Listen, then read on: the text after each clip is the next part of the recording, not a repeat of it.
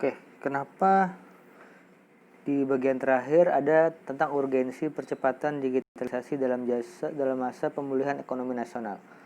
Dari sini sebenarnya inti dari materi kemarin adalah bagaimana digitalisasi itu berperan penting dalam memulihkan ekonomi nasional. Jadi tujuan utama pemerintah adalah untuk pemulihan ekonomi. Caranya adalah dengan memaksimalkan teknologi digital, baik itu internet atau yang lainnya.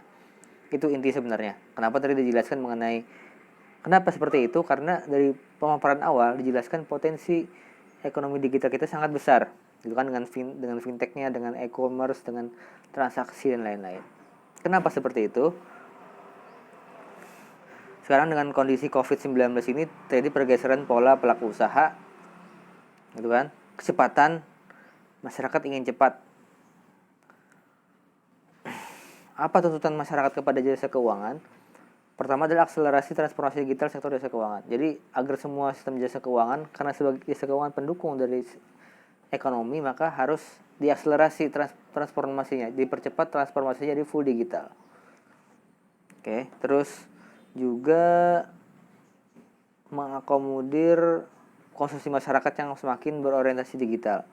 Masyarakat yang sekarang dengan sistem digital akan mudah tertolong. Dan jangan lupa pula memudahkan penyaluran bantuan sosial pemerintah. Jadi pemerintah itu biar tepat sasaran bantuannya pakai digital gitu. Jadi kecurangan dan salah sasaran makin dikurangi. Contohnya dengan satu EKTP, satu NIK itu kan bisa ketahuan, oh dia sudah ngambil bantuan, oh dia belum, oh dia layak dapat bantuan, oh dia belum. Nah, itu seperti itu. Apa peran fintech, teknologi keuangan, baik itu di perbankan, uang digital, dan lain-lain? Pertama adalah memfasilitasi masyarakat dalam mendapat pembiayaan atau pinjaman. Jadi ketika masyarakat UMKM, karena kan yang terdampak COVID-nya orang-orang kecil, yang mana sebelum COVID aja susah dapat modal perbankan, apalagi setelah COVID. Maka dengan adanya teknologi itu fintech yang kita jelaskan kemarin, P2P lending dan lain-lain, maka akhirnya masyarakat makin mudah. Yang pemodal kecil bangkit dari keterpurukan, dia harus dapat bantuan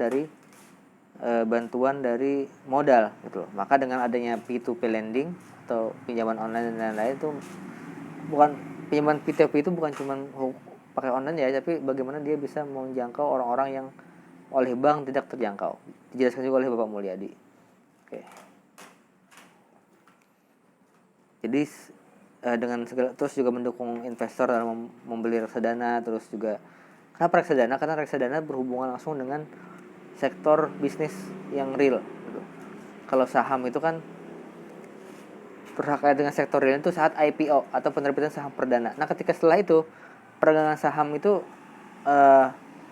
tidak terkait langsung perdagangan sekundernya.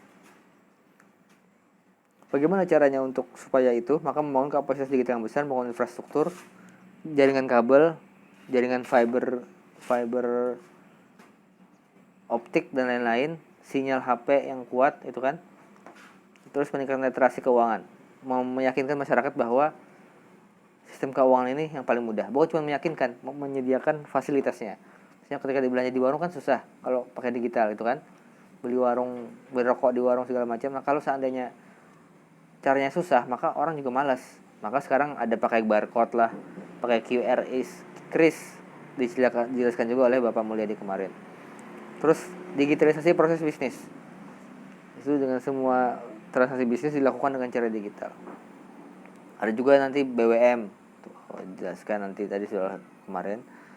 Itu tujuannya adalah apa? Semuanya itu dengan bantuan digital untuk memberikan modal atau kekuatan kepada para pengusaha yang butuh modal, yang mana selama ini jasanya ini dipegang oleh perbankan. Karena perbankan dengan segala macam peraturan dan regulasinya, sehingga mereka untuk pengusaha kecil nggak punya jaminan atau agunan, kadangkala diberikan gitu kan. Yang usaha kecil cuman berapa juta itu kan, 5 juta ke bawah itu memang belum dapat. Meskipun di bank ada namanya KUR, kredit usaha rakyat, yang bunganya 0, sekian persen.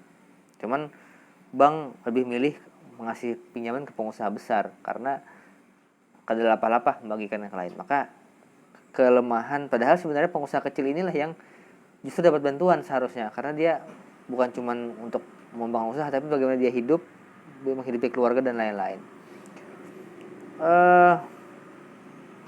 Ada 5 tahun 2020 sampai 2024 itu ada beberapa cara untuk mengakselerasi. Pertama adalah 01 akselerator, menambah jumlah perusahaan yang ada yang menggunakan teknologi. Itu nomor 1, akselerator, mempercepat banyaknya perusahaan, mempercepat atau memperbanyak media pembayaran yang mudah diakses masyarakat. Yang kedua, setelah ada alatnya, perusahaannya, caranya, aplikasinya, maka yang nomor 2 adalah diatur, harus ada peraturan. Gitu kan? Kalau uang ini nanti kemana masuknya, bagaimana cara GoPay menerbitkan uangnya, itu agar tidak terjadi kekacauan ekonomi dan lain-lain, maka harus diatur. Begitu pula agar jangan sampai merugikan masyarakat. Yang ketiga, kolaborasi atau bergabung dengan para pelaku luar negeri internasional. Yang keempat, talent, mengembangkan SDM, develop agile and external and internal talent. Meskipun alat itu canggih, butuh manusia yang canggih juga untuk mengoperasikannya, untuk menambah inovasi dan kreativitas dalam produk tersebut. Dan yang kelima, karena terkait dengan nomor 2 ya, karena ada regulator yang baik, maka ada peraturan yang bagus, maka konsumen akan terlindungi dari kerugian. Oke.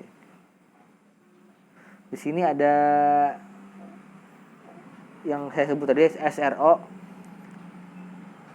optimalisasi peran SRO. Kalau di pasar modal, SRO itu Bursa Efek Indonesia. Jadi ketika mengatur perdagangan di pasar modal, maka SRO inilah yang mengatur di bawah kendali OJK gitu. OJK tidak mengatur secara detail, cuma memberikan pasal-pasal yang umum. Lebih detailnya diatur oleh SRO, Bursa Efek Indonesia. Nah, ini juga harus dilakukan di bidang-bidang keuangan digital yang lain, fintech, peer-to-peer lending, pinjaman peer-to-peer, terus uang digital, dan lain-lain. Itu harus ada regulator sendiri, sehingga OJK kalau kamu tidak, OJK akan, kalau dalam bahasa Banjar itu ada keurusan.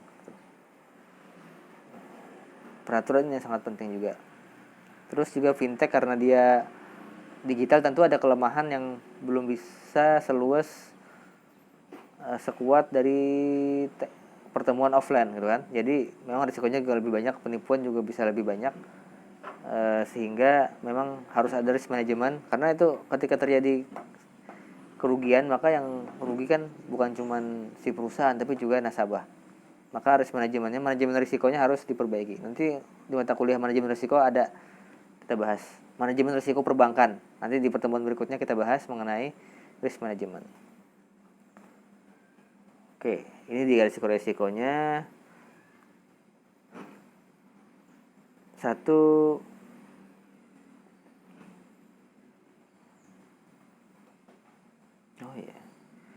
sistem failure and error transaction. Karena dia pakai teknologi komputer, maka ada kemungkinan error. Nomor 1. Nomor 2, misinformasi. Informasi yang dimasukkan itu bisa salah karena kesengajaan atau tidak sengaja. Data security, keamanan data, apakah bisa dibobol orang, atau mungkin yang membobol orang perusahaan itu sendiri, gitu kan. Application KYC, ada yang tahu? KYC adalah Know Your Consumer, prinsip pengenalan nasabah. Jadi ketika nasabah mau minjam, harus dikenal dengan baik, kapasitasnya 5C kalau di manajemen pembiayaan. Nah, dengan adanya digital itu mungkin terbatas. Kita kadang mendatangi rumahnya, kadang mendatangi lingkungan sekitarnya, sehingga kita nggak tahu gimana orang itu secara full. Cuman tahu dari data yang di-upload ke aplikasi. Nah, itu tantangan, risiko yang sangat besar. Terus yang kelima, high interest rates. Karena teknologi di Indonesia masih belum maksimal, sehingga menimbulkan biaya yang besar pula. Biaya karena keterlambatan proses atau banyaknya proses yang harus dilalui, sehingga menyebabkan bunga atau bagi hasil yang dibebankan kepada orang yang minjam itu jadi lebih besar. Consumer handling, bagaimana cara menangani nasabah. Kan ketika online ini sudah mulai susah, di apa-apa kalau kita salah akan diviralkan gitu kan. Susah untuk ketika kita sudah berhasil ada masalah dengan konsumen nggak puas, terus dia curhat di medsos segala macam dan viral, kita mungkin bisa damai dengan konsumen, tapi efeknya itu akan tetap ada gitu. Kasus yang terbaru adalah Maybank yang dana 20 miliar itu. Silakan cari di Google, Maybank, nasabah Maybank kehilangan dana 20 miliar. Nah, itu contohnya. Mungkin bisa berhasil diselesaikan secara kekeluargaan antara nasabah dengan bank, tapi informasi yang sudah terlanjur itu susah untuk ditahan. Dan yang ketujuh adalah banyaknya fintech ilegal. Selama 3 tahun itu hampir ada 2000 yang ilegal, pinjaman online yang ilegal, yang mana sistemnya kemungkinan besar bisa merugikan nasabah karena dia tidak izin ke OJK. Karena kalau OJK izin ke OJK, paling tidak akan mudah diawasi kalaupun memang melenceng dari peraturan. Oke, terima kasih. Silakan kalau ada pertanyaan kita sampaikan di kolom komentar. Assalamualaikum warahmatullahi wabarakatuh.